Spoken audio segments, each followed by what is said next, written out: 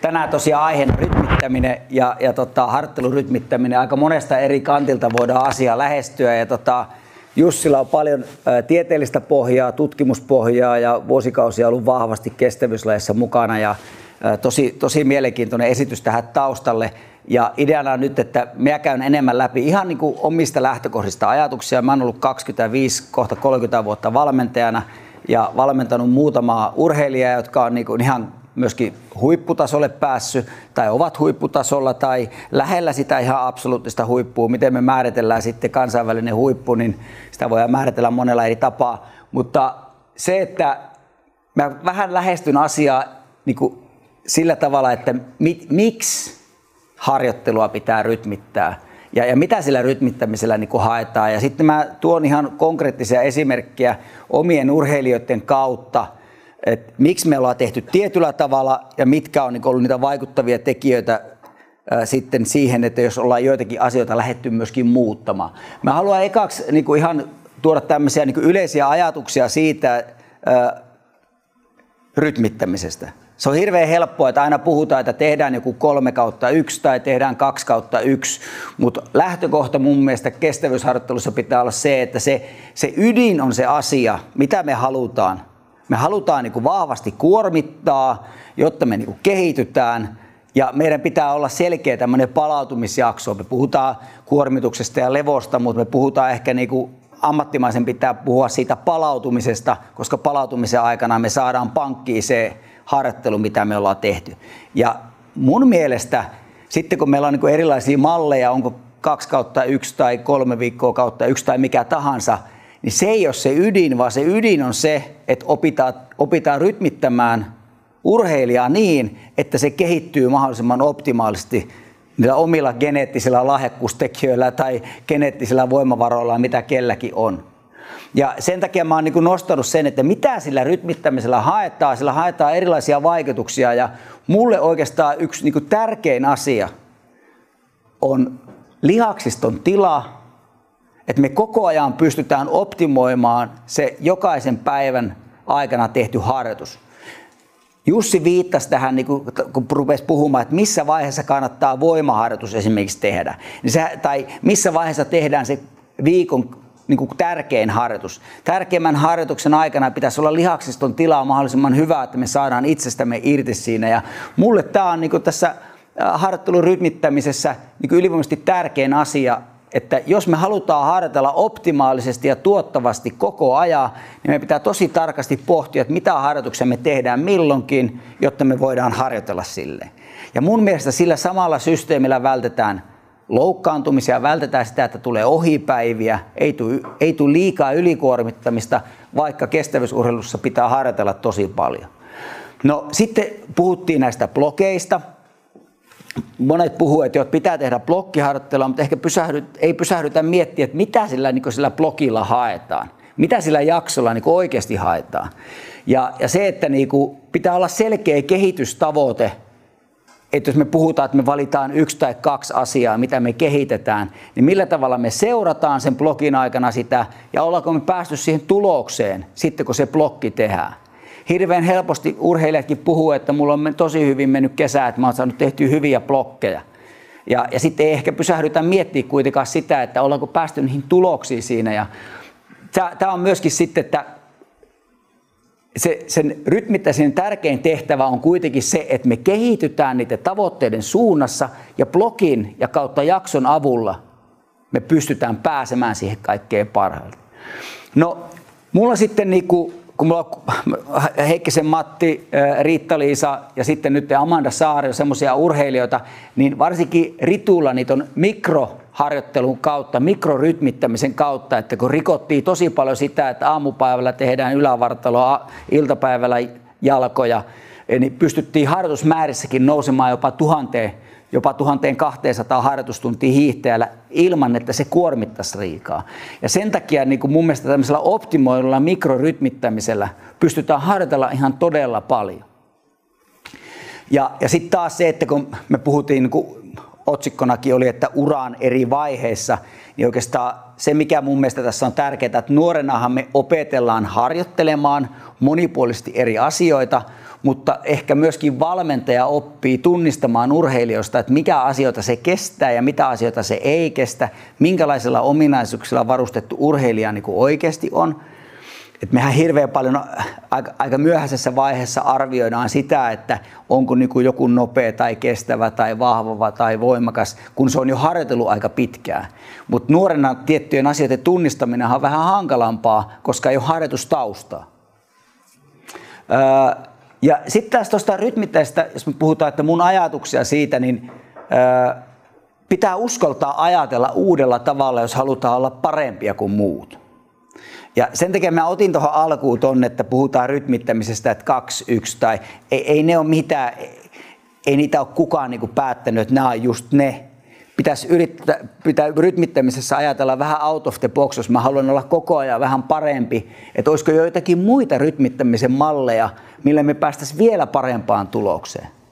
Ja näitä mä oon niinku johtoajatuksena käyttänyt sitten niinku tietyssä vaiheessa uraa urheilijalla, kun ollaan jo siinä pisteessä, että se on ihan sama, jos parasta on se, että ei harjoitella ollenkaan, niin tehdään niin. Se harvemmin on se paras vaihtoehto, mutta jos se olisi, niin sittenhän se kannattaisi vaan levätä. Että eihän koskaan, huipulla ei enää harjoitella sen takia, että se harjoittelu on, että tätä on vaan kiva näin tehdä, vaan pitäisi löytää se keino olla parempi kuin muu. Sitten tuo myöskin, minkä takia on tärkeää puhua harjoittelusta ja periodisaatioista ja kaikista asioista, kun kaikillehan ei sovi samanlainen rytmittäminen. Ja siihen on monta eri syytä.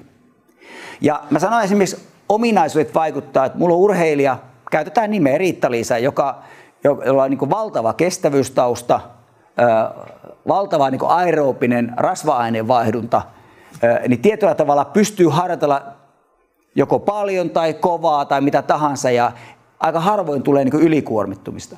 Sitten mulla on Amanda Saari, joka on todella vahva ja todella nopea, joka saa tietystä harjoituksista enemmän irti kuin toinen urheilija. Niin onhan se ihan selvää, että sitä harjoitusta pitää viikon sisällä, jopa päivän sisällä rytmittää ihan eri tavalla kuin tämmöinen todella niin kuin diesel-tyyppinen urheilija. Ja sitten tällaisessa tilanteessa ei mun mielestä voi ajatella niin, että kyllä siihen voi oppia. Mä ajattelen, että huippu-urheilussa ei pidä oppia, pitää tietää, että mitä tehdään. Pitää koko ajan olla vähän niin kuin ajan hermoilla, että tälle urheilijalle ei kannata teettää näin, että ne menetetyt päivät ja huonot viikot on yleensä niin kuin sellaisia, mitkä ei tuota tulosta. Harjoitustausta vaikuttaa tosi paljon. Sen takia niin kuin nuorena mun mielestä pitää opetella harjoittelemaan. Ja sitten se, että niin kuin meillä on maajoukkuessakin, jos puhutaan naisten tai miesten hiihtomaajoukkueesta tai oikeastaan mistä vaan, niin meillä on hyvin eri tilanteissa olevia urheilijoita harjoitustaustan suhteen. Ja onhan se ihan selvää, että kun mennään sitten korkeapaikan leirille, niin pitäisi uskaltaa rytmittää itselleen sopivalla tavalla tietyissä kuormitusjaksoissa. Ja tämä on semmoinen, että mä vaan niin kuin laitoin tuohon noin, että tavoitteet vaikuttaa, että pitäisi tuossa vähän niin kuin viittasin äsken siihen, että jos niin kuin urheilija tietää, että niin kuin Jussi sanoi hyvin tuossa lopussa, että jos ei niin kuin kehity, jos näkee, että ei niin kuin tule tulosta, niin valmentajanhan pitäisi uskaltaa tehdä jotain. Ja mä oon tehnyt yhdelle mun urheilijalle itse asiassa, josta en puhukaan tänään, Emmi Lämsä, aivan radikaali muutos tänä kesänä ja syksynä harjoittelu. Aloitettiin jo aikaisemmin ja haetaan niin kuin tosi vahvalla, aggressiivisella, erityyppisellä ylävartaloharjoittelulla sitä viimeistä silausta, että noustaisi maajoukkueeseen, kun ollaan siellä niin kuin lähellä. Mä sanoin, että se ei haittaa, jos olet paljon huonompi, mutta jos sä haluat olla parempi, niin meidän on pakko yrittää jotain. Ja on tullut jo tosi huono jakso tähän elokuulle, kun on aloitettu aikaisin, tehty aggressiivisesti. Mutta sitä se on. Silloin kun yritetään jotakin, niin siinä ollaan niin rajoilla. Sitten siinä mitataan sitä valmentamista, että päästäänkö siitä yli. Ja Roope Nauro eturivistä, joka teki Vilmalle viivuna saman jutun. Hyvä, että näki se tammikuuta Vilma. Mutta että sieltä sitten valmentajana pitää löytää ne ratkaisut vaikeassa tilanteessa, miten sieltä tullaan. Ja rytmittäminen on mun mielestä työkalupakissa se valmentajan tärkein työkalu. Se on se, millä mä valmentajana ajattelen, että se on se mun työkalu, millä mä yritän sitä urheilijaa tehdä paremmaksi. Siellä on ihan satoja erilaisia treenejä, mitä voidaan tehdä. Mutta se, että kun me ominaisuuksia kehitetään, niin sehän ei tapahtu yhdessä harjoituksessa tai kahdessa, vaan siinä pitää olla joku prosessi, sillä pitää olla aikamäärä, sun pitää systemaattisesti tehdä tiettyjä asioita, jotta sä teet urheilijasta paremman. Ja mä ajattelen näin, että se on se mun työkalupakki, millä mä pelaan. No sitten oikeastaan niin mä haluan nostaa tämän vaan niin vahvasti esille, miksi mä oikeastaan kysyin noista norjalaisista myöskin. Eli mä ajattelen rytmittämistä myöskin fysiologian kautta tosi vahvasti. Että fysiologinen rytmittäminen on se kaiken ydin, että kun me puhutaan siitä, että kestävyysurheilija tekee 2-3 kovaa harjoitusta viikossa. No, mua on pietty vähän tämmöisenä pehmeämmän linjan valmentajana, nämä nuoret miehet varsinkin, niin jos mun urheilijat tekee keskimäärin 2 kovaa harjoitusta viikossa, joissakin blokeissa leireillä 3-5, niitä harjoituksia kuitenkin on aika vähän, niitä kovia harjoituksia. Ja mä en halua, että yksikään kova harjoitus epäonnistuu. Yksikään kova harjoitus ei saa epäonnistua, kun jos tehdään 20 kovaa harjoitusta, niin 2 jos epäonnistuu, niin se on prosentuaalisesti aika paljon. Ja se on se syy, miksi mun mielestä norjalaisetkin tekee tosi paljon sitä tosi rauhallista PK:ta. Ne ei halua, että ne kovat harjoitukset epäonnistuu, enkä halua minäkään. Ja se, että lihaksiston tila, mä oon havainnut, että hirveän helposti kun seurataan sykettä, että mennään niin kuin PK-alueella, joo, se on mun huippu-urheilulle helppoa mennä 120-140 sykkeellä, mutta se lihaksiston kuormitus on paljon kovempi kuin se, että jos sä meetkin 10-15 pykälää vielä hiljempaa. Se tuntuu vielä vähemmän, sun vauhdit on hiljaisemmat, sun mekaaninen suorituskyky ei rasita niitä lihaksia niin paljon, jolloin sä saat enemmän irti niistä kovista harjoituksista. Ja meillä oli iso mullistava juttu Ritun kanssa, kun se harjoitteli 750-800 tuntia, niin se sanoi, että hän on paljon väsyneempi silloin, kun se harjoitteli 800 tuntia, kun se harjoitteli 1000-1100 tuntia, kun sitä kevyttä aerobiaa tuli pääsääntöisesti se lisää.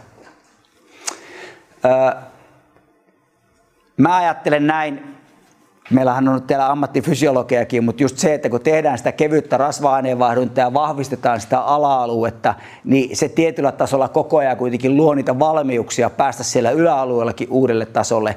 Ja tämä oli oikeastaan, kun minä olin käyttänyt jo Ritulla pitkään ja Matilla mä yritin alkuaikana, mutta Matti oli vähän haasteellisempi urheilija, niin kun oltiin mä pääsin 4 vuotta seuraamaan tarkasti, mitä Norjan maajoukkueen naiset tekee, kun mä seurasin niiden sykedataa, mä olin Polarilla töissä, ja Ritu oli yhdessä heidän leirillä, että miten todella alhaisilla alueilla ja sykkeillä ja vauhilla ne teki sitä PK:ta.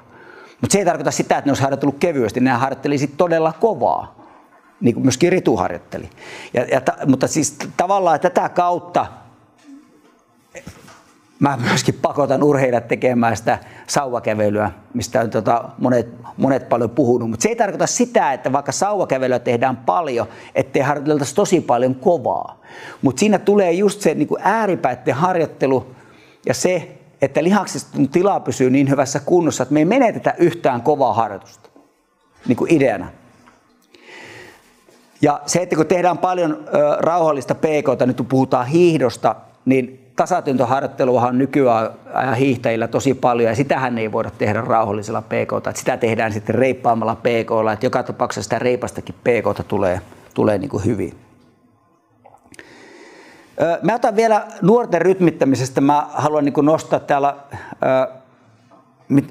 miten mä ajattelen. Mä valmennan ihan sen takia, että mä pysyn vähän tatsia, niin mulla on 13-14-vuotias tyttö, jota mä valmennan, taitaa olla nyt jo 15, niin yksi semmoinen oleellisin asia on seurata niitä ominaisuuksien kehittymistä, nousujohteisuus, testaus ja ymmärrys siitä, että mitä tehdään. Eli mä niin kuin haluan, että kehitetään ominaisuuksia, testataan urheilijaa, jotta myöskin tulee sitä ymmärrystä siihen, että miksi mitäkin asiaa tehdään. Se on niin kuin nuorilla tosi tärkeää.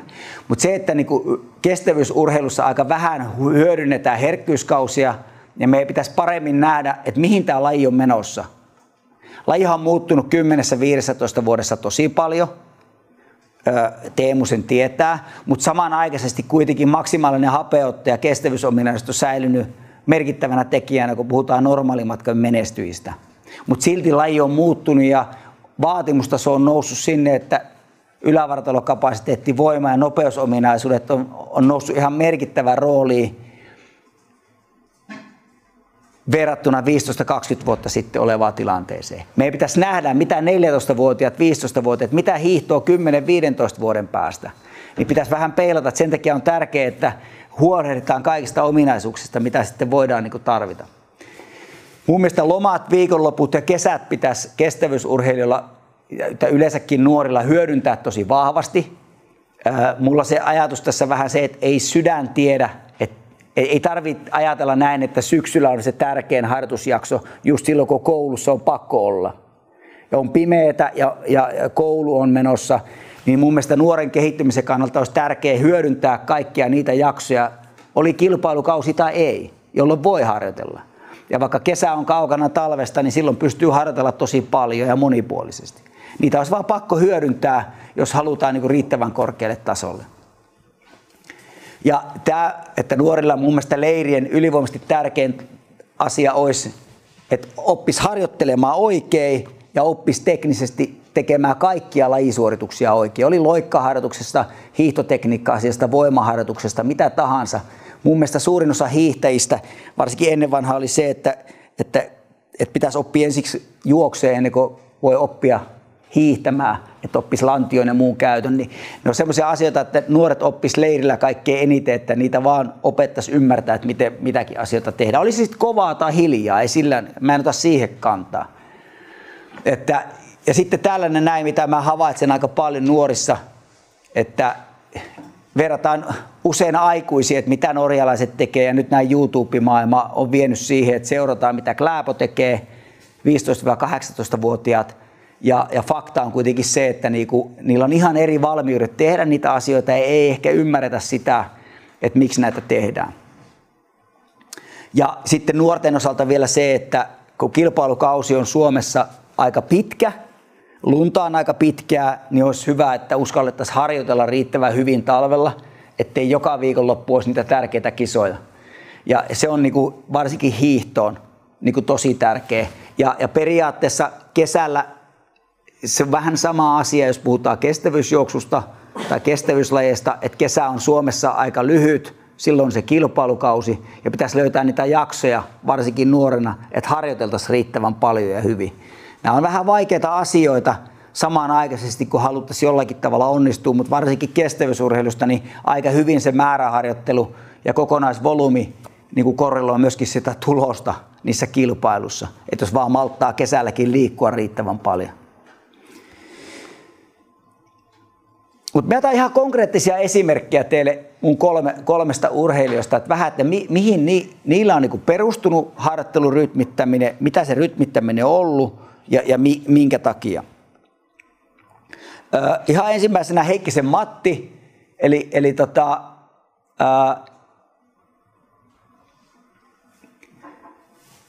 kotiharjoittelu oli ylivoimaisesti se tärkein asia, missä keskityttiin siihen, että tehdään mahdollisimman optimaalisesti suunnitelmallisesti sitä omaa harjoittelua, eikä mietitä muita. Matille oli vähän haastavaa se, että aina kun se oli muiden kanssa, niin tuli myöskin vähän kilpailuvietti liikaa jopa harjoituksissa.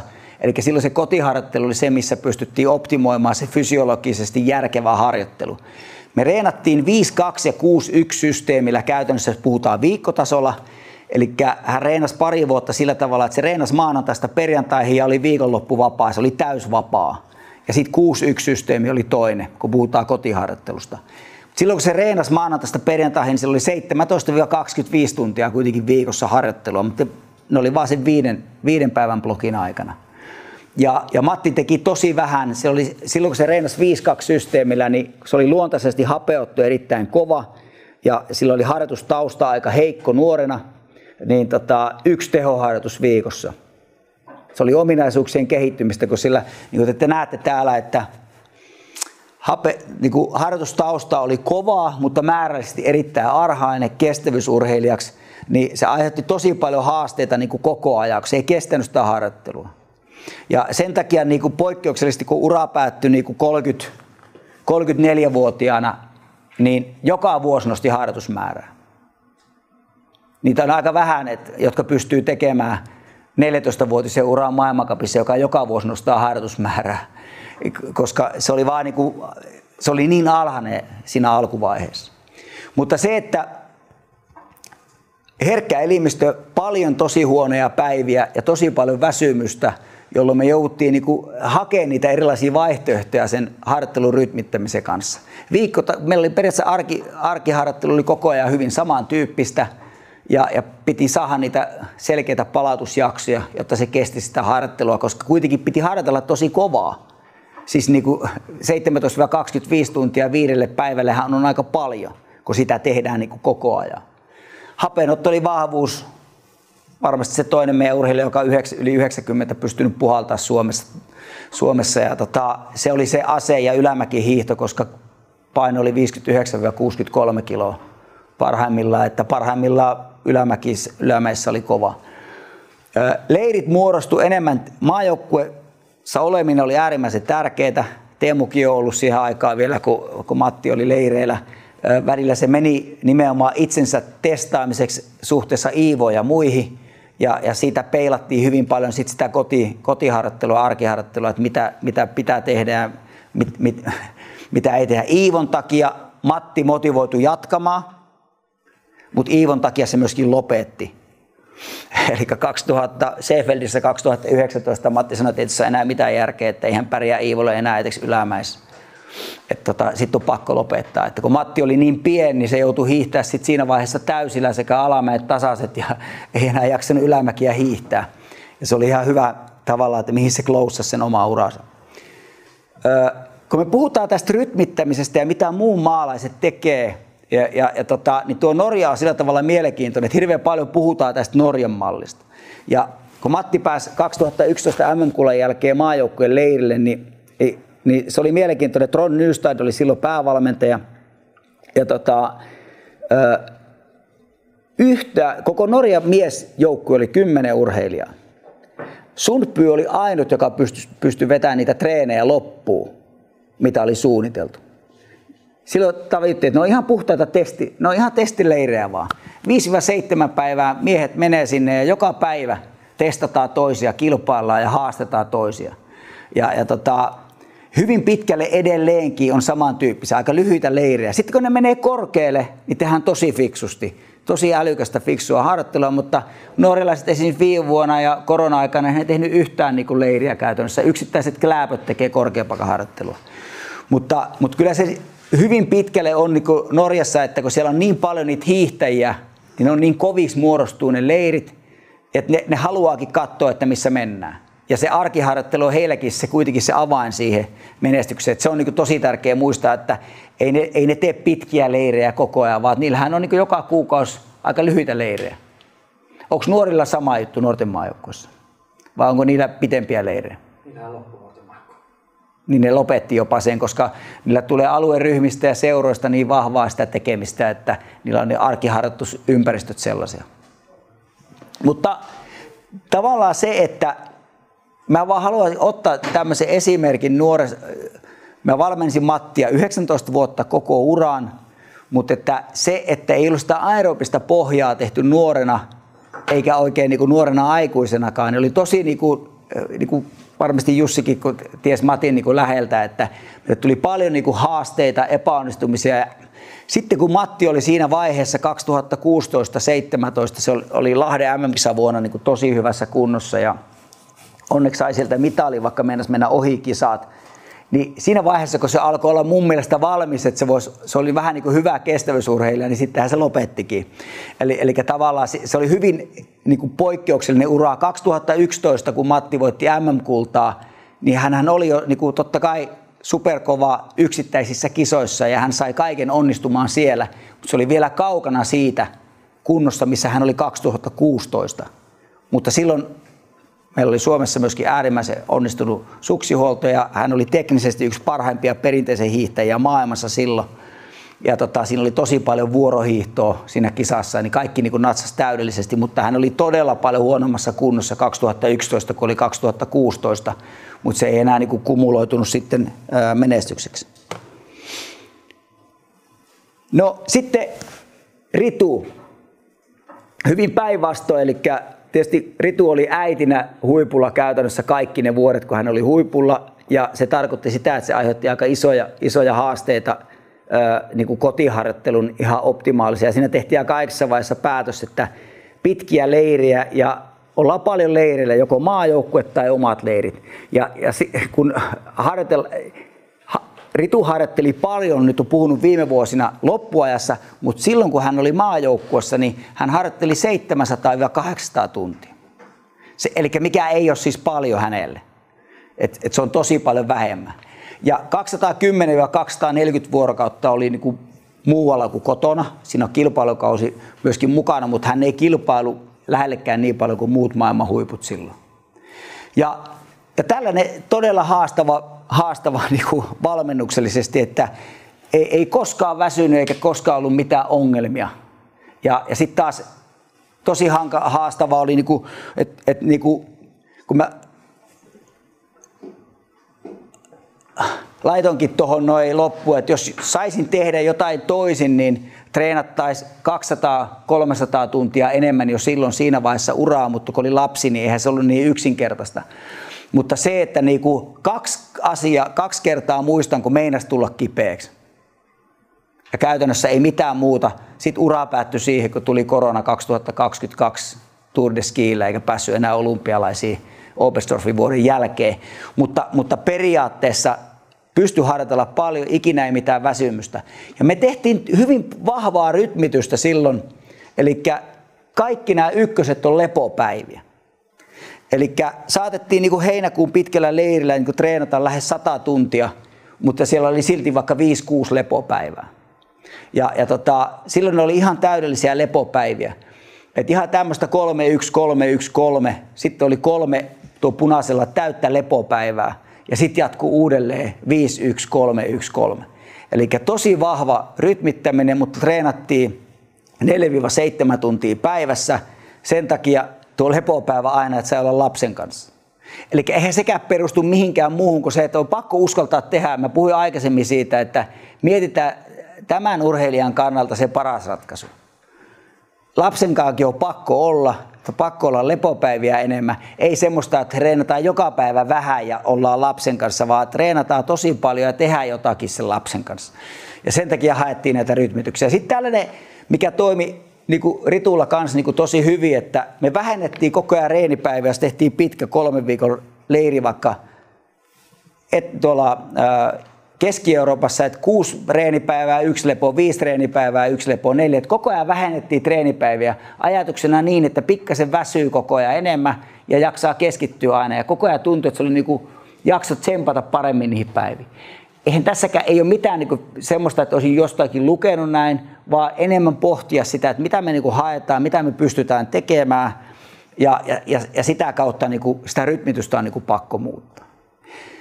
Ja tähän näin niin sitten peilaten, että kun Oberstdorfissa hiihti vielä 2020, milloin ne kisat olikaan ja pärjäsi ihan hyvin, niin sinä vuonna ei ollut yhtään lepopäivää. Et treenas, oli ollut Denverissä korkealla, ei pitänyt yhtään lepopäivää sielläkään, joku ehkä matkustuspäivä. Mutta teki niin paljon sitä vaan sitä kevyttä rasva-ainevaihdunnan treeniä, että se vaan tuntui, että se toimii eikä myöskään niin kuin väsyttänyt. Mutta tässä semmoinen esimerkki, että kuitenkin olympialaisissa oli 20.2002 541 tuntia harjoittelua ja kun ura loppui, niin reenasi lähes 1100. Mutta siihen aikaan, mitä niin kuin, vielä nuoret liikkuu aika paljon, niin varmasti kokonaisliikuntamäärä oli ihan merkittävä. Ja ei mitään erityisominaisuutta verrattuna, niin Matilla oli maksimihapenotto tosi kova. Puhutaan kestävyysominaisuuksia, maksimiääripäästä. Ritulla ei ollut maksimihapenotto niin kovaa kuin meidän parhailla hiihtäjillä, eikä ollut niin nopea kuin meidän parhaat, eikä ollut oikein voimakaskaan. Tekniikka oli yksi niin kuin tietyllä tavalla ihan vahvuus, mutta enemmän se perustui siihen, että terveitä päiviä, asenne, kauhean niin kuin vaatimustaso itselle, kaikkien unen ja ravinnon ja tällaisen suhteen. Eli mä sanoisin, että erittäin korkealle tasolle noussut jopa maailmancupin voittaja ja se, että 9 sekuntia hävinnyt olympiamitalli niin kuin tosi kovalla määrätietoisella työllä ilman semmoista asetta, niin kuin esimerkiksi Matilla ja Iivolla on. Ja mä niin kuin näkisin, että myöskin sitten niin kuin Amandalla on, mikäli hän jossain vaiheessa menestyy vielä niin kuin silleen, kun mä toivon ja uskon. Amanda Saari, täysin erityyppinen kestävyysurheilija kuin mulla nämä aikaisemmat Matti ja Ritu tai Emmi Lämsä tai Riikka Sarassojakin, jotka on tehnyt töitä. Kotiharjoittelu on kaiken niin kuin kulmakivi. Koko ajan harjoitellaan samantyyppisellä sapluunilla 6-1-systeemiä. Eli 1 lepopäivä jokaiselle viikolle, joka ei ole pelkästään fyysinen, vaan se on myöskin henkinen. Sen takia pidetään yhtä täyttä lepopäivää, että saadaan varmistettua mahdollisimman optimaalinen voimaharjoitus, joka on hänen vahvuus. Se on yksi niin kuin tärkein asia. Hänen vahvuus on voima, tekniikka ja nopeus. Ja tämä on sillä tavalla niin kuin hullunkurista mulle, että olen 18-vuotiaana aloittanut hiihdon ja hänen vahvuutena on niin kuin tekninen kyky vaihtaa nopeuksia ja kykyä hiihtää rennosti ja kovaa. Nimenomaan perinteisellä. Vapaalla on niin kuin tekemistä, mutta siinäkin on niin kuin mennyt paljon eteenpäin. Aika vähän on meillä Suomessa semmoisia hiihtäjiä, joilla on kyky hiihtää tosi kovaa. Se on meidän suomalaisten hiihtäjä Teemukin varmasti sen allekirjoittaja, aika moni muukin, että pystytään hiihtämään kovaa. Meillä on ollut, varmasti Kalle Lassila oli aikanaan maailman nopea hiihtäjä lyhyen matkaa, mutta ei ollut koko matkaa ja ei Amandakaan ole, mutta että kyky hiihtää kovaa on se hänen vahvuus. Se, että päiväkohtainen rytmittäminen on kaikkein tärkein asia. Ja mistään muusta rytmittämisestä mä en Amandan kanssa mietikään. Et koko ajan pyritään optimoimaan, ei ole kevyitä viikkoja. Harjoittelee noin 800-850 tuntia. Ja koko ajan niin kuin ideana se, että pyritään pitää se vireystila sillä tavalla, että pääharjoitukset onnistuu mahdollisimman hyvin. Ja pitää uskaltaa tehdä sitä PK:ta riittävän rauhassa. Meillä on tiimi, Jussi seuraa koko ajan hänen niin kuin yösykkeitä. Ja tietysti kun on kihun testit ja meillä on oma kontrollitesti, jossa kehitetään nimenomaan absoluuttista nopeutta, kun siinä mä uskon, että se voisi olla maailman paras, haastaa maailman parhaat, niin silloin sitä tärkeintä ominaisuutta pitää kehittää. Sellainen, jos te ajattelette, että niin kuin Ritu ja Amanda, molemmat naisurheilijoita, Ritu jos vetää leukaa, niin pystyy ehkä vetämään niin kuin 2,5 kilon lisäpainolla 4, niin Amanda pystyy tekemään 27,5 kilolla suorilta käsiltä 4. Eli se on ihan valtavan niin kuin vahva ja pystynyt kuitenkin saamaan sen siihen tasatyöntöön. Eli nyt nimenomaan oleellistahan on kuitenkin se, että miten hän pystyy niin kuin maksimitasatyyntövauhtia niin kuin parantamaan. Maajoukkueleirit on nyt ensimmäistä vuotta tosi tärkeässä roolissa on niin kuin seurata sitä omaa tilaa ja tietyt blokit. Mutta täytyy muistaa se, että hän on kansainvälisesti ihan puhas sprinteri, ei pysty mitään muuta matkaa tällä hetkellä vielä kansainvälisesti hiihtämään. Eli silloin se ohjaa hyvin paljon se, että jos perinteisen sprintti on se ainut matka, millä niin kuin kansainvälisesti voidaan niin kuin menestyä, niin sitä harjoittelua ja myöskin maajoukkuessa mukana olemista niin peilaa tosi paljon. Pitää tosi tarkkaan niin kuin miettiä sen, että mihin kannattaa lähteä, mitä kisoja kannattaa niin kuin hiihtää. Mutta nyt taas kun puhuttiin tästä rytmittämisestä ja uran eri vaiheessa, niin mun mielestä, jos kävisi näin, että syntyisi hyvä sprinteri sille, että se olisi nimenomaan nuorena tehnyt monipuolisesti yleisurheilua, sitten vielä lähtenyt vaihtaa lajia uinti. Mä oon itse valmentanut uimareita, kun mun tytär on, niin siinähän tekniikkaa keskitytään joka päivä. Joka harjoituksessa keskitytään tekniikkaan. Ja sitä kautta niin kuin Amandalla se oma vaatimustaso omaan tekemiseen ja koko ajan miettii jokaista asentoa se voimaharjoittelussa kaikissa, että miksi teen mitäkin voimaliikettä ja mitä sillä niin kuin haetaan ja jokaisesta asiasta kysyy tosi tarkasti. Ja yleisurheilu, joka on tosi vaativa taidollisesti, uinti, jossa keskitytään koko ajan tekniikkaan, niin mun mielestä se on tuonut niitä valmiuksia sitten tähän hiihtoon, että hän pohtii myöskin teknisiä asioita itse paljon ja voimaharjoituksia jo ennen muakin, kun se oli lähtenyt niin kuin miettimään, että minkä takia että hänen mielestään jotakin takareittä pitää saada niin kuin vahvemmaksi, niin hän on lähtenyt sitä niin kuin miettimään, että minkälaisilla tyyppisillä harjoituksilla hän voi saada sitä tekniikasta niin kuin paremmin. Mutta se, että monipuliseksi hiihtäjäksi, se on mun omaa kirjoittamista. Mutta yksi sellainen, niin kuin, mikä nyt varmasti, kun meillä hiihto on mennyt paljon eteenpäin, me tiedetään, että Sundling oli sprinteri, naissprinteri, ja nyt se pystyy hiihtämään normaalimatkoja. Että jos on riittävän hyvät, vahvat ominaisuudet, niin kuin nopeus- ja voimapuolella, ja kestävyysosa-alueetkin on riittävällä tasolla, niin voi nykypäivänä nousta huippuhiihtäjäksi myöskin normaalimatkoilla, mutta sitten ne vahvuudet pitää olla todella vahvoja, että se pystyt siellä matkavauhdissa olemaan helposti mukana. Mutta kun mietitte tätä, niin aika yksinkertaista rytmittämistä käytetään. Mä oon halunnut unohtaa sen, että on niinku viikot on kovia tai ei kovia. Koska meillä on ihan selkeästi se hiihdossa, että toukokuusta lokakuun loppuun pitää harjoitella tosi paljon. Sitten kilpailukausi on täysin erilaista. Sehän määrittää hyvin pitkä se oma kilpailukalenteri. Ja siinä taas mä oon tosi kriittinen, että jos urheilija ei ole valmis voittamaan kokonaismaailmankappia, niin hänen ei kyllä kannata yrittää olla siellä 50 kokonaismaailmankapissa, vaan keskittyä niihin kisoihin, missä se voi onnistua ja rakentaa sitä itseluottamusta pikkuhiljaa. Ja se on mun mielestä yksi niin kuin ydinasia ymmärtää, niin kuin, mikä on ollut tosi haasteellinen ollut mulla niin kuin Matin kanssa, että uskalletaan kilpailla niitä asioita, missä voidaan pärjätä, jos ei ole niin kuin kapasiteettia. Sitten kun se 2016 kierti vähän kokonaismaailmankappia enemmän ja oli parhaimmillaan 4., niin silloin hän oli jo valmis kiertää enemmän niitä kisoja, kun kestävyys oli hyvä. Ritu olisi pystynyt hiihtämään kokonaismaailmankappia, eikä se olisi vaikuttanut siihen, mutta sillä oli muut syyt, miksei se kiertänyt, eikä sillä olisi ollut mahdollista menestyä. Mutta just niin kuin tämmöisellä nuorurheilijalla, niin kuin Amanda on, että on oikein potentiaali menestyä yhdessä lajissa, niin on oltava tosi tarkkaa, että miten kilpailutetaan, jotta se oma maksimipotentiaali tulee oikeassa vaiheessa. Mä tiedän, että sprinterinkin pitää kehittää kestävyysominaisuuksia, mutta ne ei ole välttämättä ne kansainväliset kilpailut aina parhaita niin kuin kilpailuja, jos et ole vielä valmis sinne. Jossain vaiheessa mä toivon, että se on niin kuin valmis ja sitten se on vähän eri juttu.